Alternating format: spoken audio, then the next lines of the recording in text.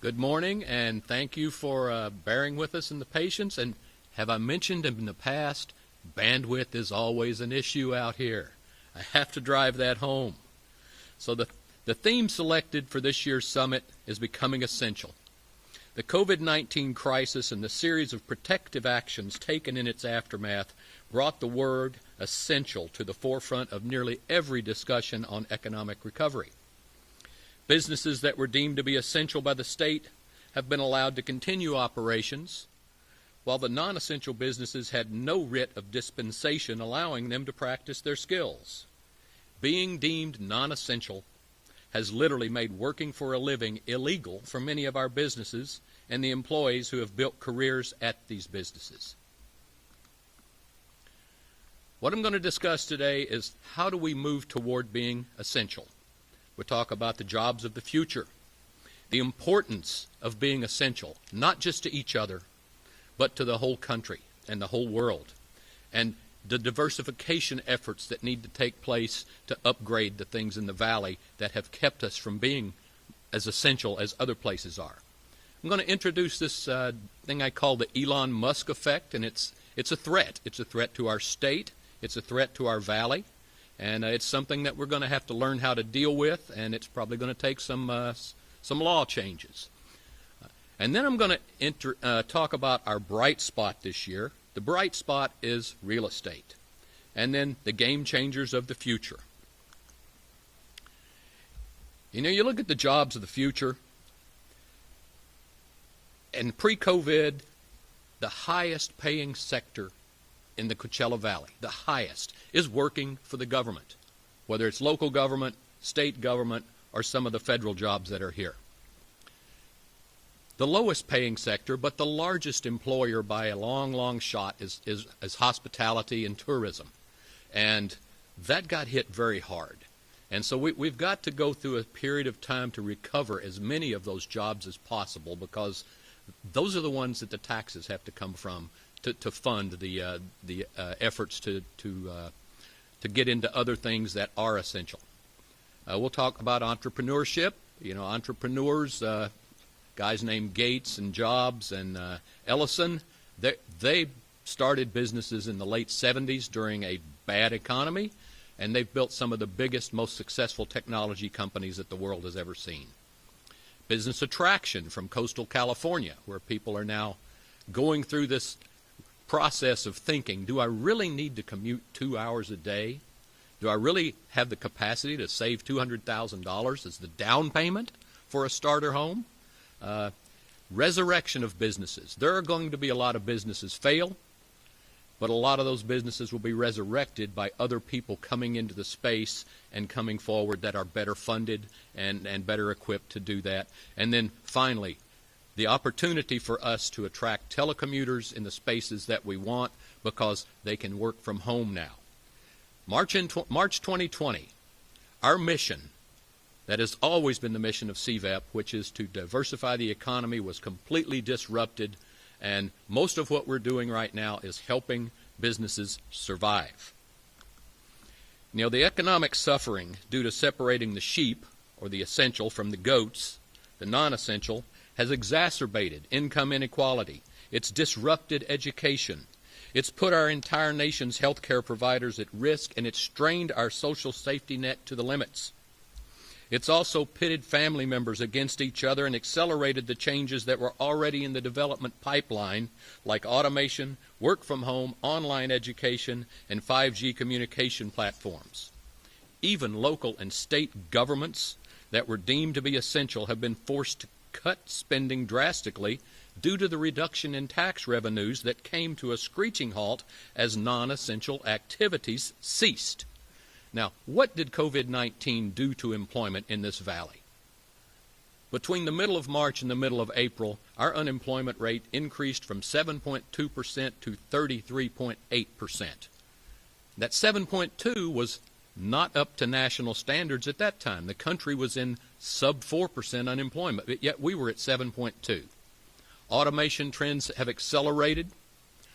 Our business sector of retail, restaurants, personal services, and social services make up 50% of all the jobs in this valley, and 30 to 50% of those are at risk of failure.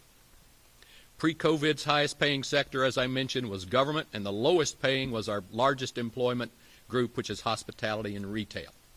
CVEP did a study about a month ago, and I hope all of you looked at it, and we analyzed what's the difference in the Coachella Valley and the rest of the country when it comes to working from home. Nationwide, 38% of all jobs can be done remotely. In the Coachella Valley, it's 31%. That doesn't sound like a giant difference, but in times like right now, that's the difference in 7 points. 7% difference in unemployment. The virus has exposed the weaknesses, but it's also created opportunity. Prior to the COVID-19 crisis, the Coachella Valley and the United States were all experiencing what we thought was an uninterruptible long-term period of economic growth. 8 short months ago, unemployment was at an all-time low. Wages were rising across the board for the first time in my lifetime, and I'm 64 years old. Crime was dropping, and positive expectations for a prosperous future were widely anticipated. What a difference the 8 months has made. Our period of bliss was turned into a daily challenge to maintain a positive outlook while standing in long lines for toilet paper and other staples that we normally take for granted. The nightly news had a deluge of doom and gloom, including shuttered businesses, death, destruction, fires. But on the brighter side, it seems as though all of these weaknesses have been exposed, so we know what to work on, and most of the sacred cows that have been exposed for who they are going to have to give up. Exposing and drawing awareness to serious weaknesses is critical for change agents like CVEP to gain the support to advocate for positive and sustainable improvements to the lives of the people that we serve. So COVID has emphasized the importance of diversification and becoming essential. It took 75 years to build what is one of the world's most vibrant tourism industries here. If there had been parallel efforts in technology and in other things, we wouldn't have been hit nearly as hard. But the first thing we have to do is to recover as many of these jobs as possible, to continue to foster organic entrepreneurship in business sectors that pay well and cause people to have an education. Business attraction. A lot of people don't know this, but CVEP has attracted 12 companies from coastal California with our iHub program. Large attraction in California, however, due to just laws and just the way we are, is nearly impossible. Economic developers always dream of going out and, we call it poaching a smokestack, and getting a big company with 5,000 employees to come in. That's not going to happen in this state. We got involved a couple of years ago in trying to get Tesla to put their battery factory down by the Salton Sea, and they didn't choose the Salton Sea. But what's happened this year? Telecommuters are everywhere. I read an article that said that 137,500 techies have left the city of San Francisco. Some of them are already here. Maybe some of them will be attracted to come here. I call them refugees from the coast. But they are high-wage and high-skilled workers, and they're going to be vital to our recovery, and they'll upgrade what we're doing. So the Elon Musk effect. The Elon Musk effect is out-migration of talent and wealth. The things that are happening in the coast may happen to us here. If you look at this, when Elon Musk got into a tiff with our governor and the Alameda County supervisors, he put out a tweet, as Elon often does, and it says, "I will own no house." He proceeded to sell every home that he owned in Southern California, and I think he had one in Northern California. He now owns no real estate here. He's doing 2 expansions. The Gigafactory went to Nevada. Nevada has no state income tax. His new truck factory is going to Austin, Texas. Austin, Texas has no income tax. Elon has a personal services contract with his board of directors, and looking at his stock, he's going to be earning a $50 billion, with a B, bonus in the next 3 to 5 years. He can stay here, and there's talk about increasing the taxes on millionaires and billionaires in California. So if Elon earns and receives this bonus while he's here, he can pay $8.4 billion of that $50 billion that he's earning to the state. As a Texan, if he moves down there, registers to vote, establishes a residence, he pays nothing. So when I give this talk in front of a sold-out crowd, like I have in front of me today, every chair is packed. I ask you, and I ask for a show of hands, how many of you would not go to Texas for 3 years for $8.4 billion? Never seen a hand go up. But here's the problem. That number scales downward. Imagine you're an entrepreneur with stock options that are worth $8.4 million. Would you move to Texas to save $8.4 million? Anybody that would not move to Texas? Show of hands? Nobody raised their hands. They never have. So for regions that muster the courage of conviction, the virus of the century has indeed created for us the opportunity of the century. We must strengthen the exposed weaknesses and embrace the prosperity that the future always brings to those who seek betterment. It is imperative upon the Coachella Valley to come out of this crisis better and more sustainable than we were last February. Ignorance might be bliss, but it's no longer an acceptable excuse.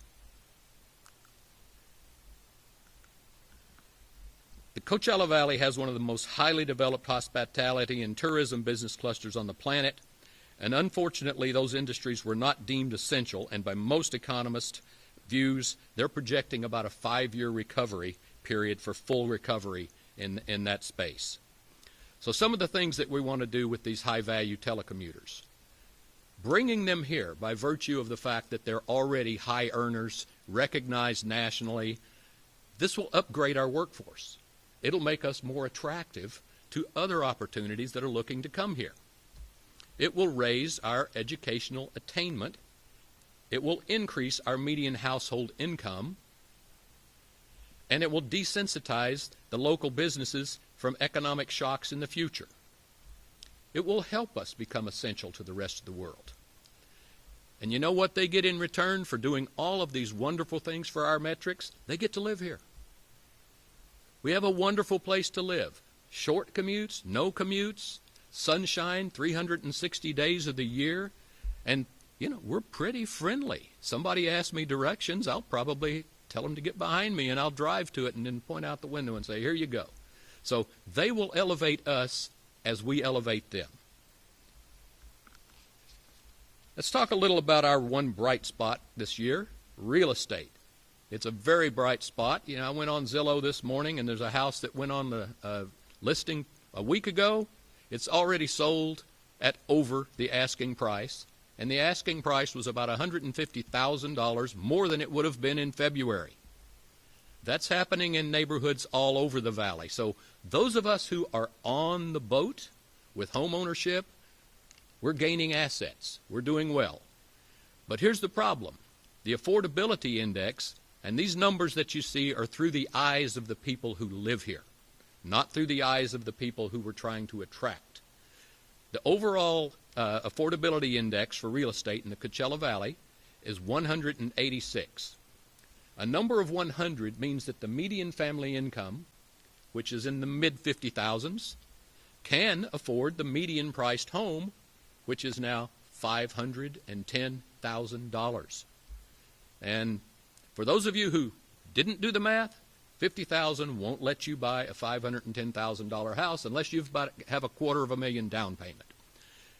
Our affordability index is 186.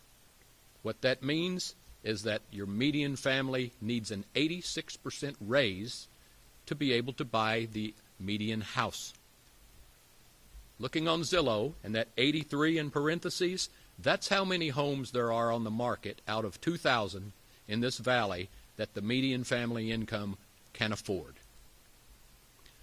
Let's look at it through the eyes of a senior software engineer coming in from the Bay Area. According to Indeed, that person earns an average of about $220,000, and that's one salary, not the family income. If this guy's married to another one like him, that's $440,000. And these are the affordability indices. You know, they range from a low of 27 up to a high of 76, but the reality is that through the eyes of a software engineer at that level of their career in the Bay Area coming into the Coachella Valley, we are as affordable to them as rural Kansas looks to us. So we can upgrade their life by having them come down here and live and work from their homes. While we aim for economic diversification, you know, the path to becoming essential desperately needs for our hospitality and tourism businesses to recover. The vibrant lifestyles that we have historically enjoyed and much of our civic pride are grounded in being a world-class destination for tourists and snowbirds. We all revolve around our largest employment cluster. To take advantage of the opportunity of the century, job one is to rebuild these industries while doubling down on the activities that will foster the development of essential businesses. Our game changers, you know, our highest priorities really have not changed. Before COVID, we needed a comprehensive university system. We need a 4-year university here that has STEM degrees, research capability, and we need the capacity to retrain adults in coding, in building new houses, in working on cars, something that pays them a higher wage when their jobs are displaced by robotics. We still need state-of-the-art communications, as was demonstrated very strongly this morning at our economic summit, and that means better bandwidth, 5G communications, and please, the ability to make a cellular phone call on one end of the valley and not drop it going to the other end. We absolutely have to have competitive K through 12 education because these telecommuters that are coming in want their children to grow up, to have advanced engineering degrees, advanced other kinds of degrees, and all of our schools are not competitive, and we need to have competitive K through 12 education all across the valley. We really have to focus regionally on everything because as cute and as nice and as unique as our 9 cities are, none of them have the bandwidth or the size to make big things happen. But if we bond together and we work together as a group of 500,000 population, we can do so. Salton Sea needs to be fixed. We do need year-round flights, and what we need is a ubiquity of vision across the valley. The awareness is higher now because of COVID. People know what the weaknesses are. They know what's hurting them. They know what's hurting their neighbors. Awareness begs for solutions, and that's what we need to do. We have to reestablish the cash cows of hospitality and tourism to really make it happen, though. Our vision for the future, you know, our iHub in Palm Desert that solves the digital problem and the bandwidth problem, it'll open as soon as we get, I believe, to the yellow tier. It's ready. It's good to go. We are launching a telecommuter attraction campaign. There were over 200 people registered for this who have never been in our database, and a lot of them are from the cities of Seattle, Portland, San Francisco, the rest of the Bay Area, and the California coast. So you people from the coast that are watching, come on down. We want you here. We want you to come here, be happy, build businesses, prosper. You'll make us better. We'll make you better. We have a lot of important work to do in the next decade. This is not going to happen overnight. It took 75 years to build this hospitality industry, and it's going to take patience, investments, and most of all, perseverance to make this happen. So yes, the virus of the century really is the opportunity of the century, but returning to the halcyon days of February will not suffice. And I have one more thing that I do want to ask you, is this. When you look in the mirror tomorrow morning and prepare yourself to leave the house, you ask that person looking back at you, Are you your brother's keeper? Our brothers and our sisters in this valley, many of them have undergone financial stress. They've undergone health problems, and we all need to get together and work on it. I am my brother's keeper. At CVEP, we are all each other's keeper. We are your keeper, all 9 cities, all of the people in it, and we want you to join us, be your brother's keeper. Let's please elevate together. Thank you, and enjoy the rest of the summit.